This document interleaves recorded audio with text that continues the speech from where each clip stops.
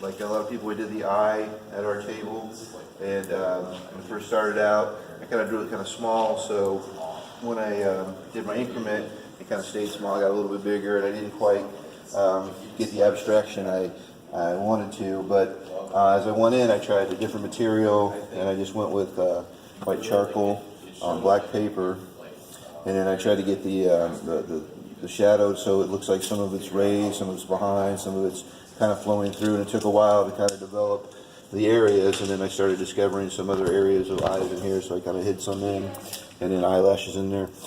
But that led to our big question, which was seeing the world through children's eyes. And I went home and texted all my brothers and sisters and asked them what would they do if they did this drawing, and they gave me all the ideas from their childhood of what they remember, riding their bikes, thinking about size, how their small hand was in a size between an adult's hand, how kind of hills were really massive when they were kids, but when they go back, it was just kind of a general slope.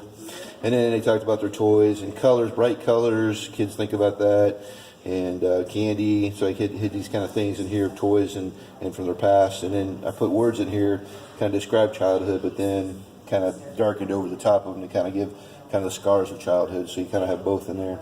And then I went whimsical with my little mobile here. I found these little pieces, different animals, and so I did some textures to go along with those, and the baby feet to kind of tie in, and the different animal prints. And so I just did words of paws up here, and then these are 3 words, different languages of feet.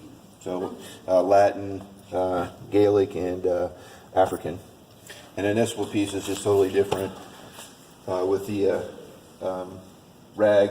So it took a while for me to come up with something, and I finally just kind of saw kind of skull sitting here with maybe kind of a horn coming out, and so it kind of contrasts the warm and cool colors together.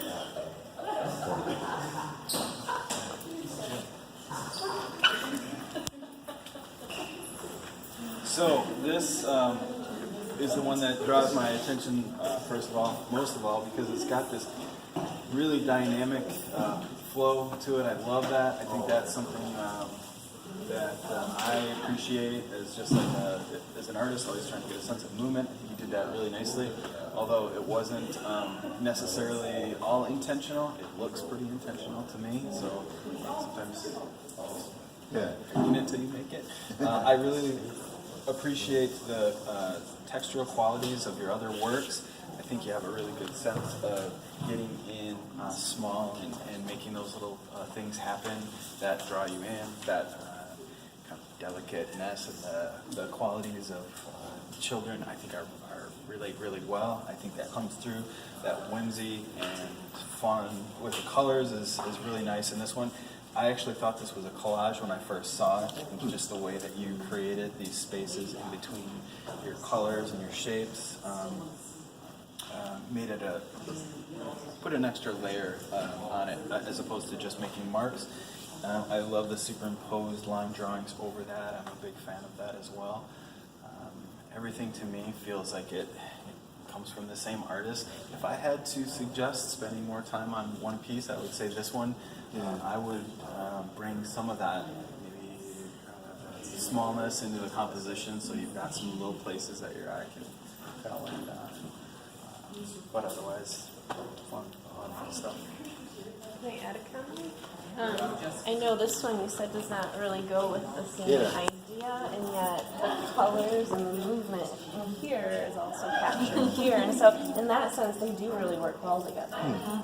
Okay. Thank you. I like, if I can also add a comment, I like the kind of like the oppositeness, sort of have the way they kind of contrast each other for the same reason. How this is like this strong pathway, rainbow, but what I thought you were talking about is this is like a snake, and it's frightening, and it almost, kids are often afraid of snakes. I thought it was something to do with childhood and what you're afraid of. Me too. Yeah.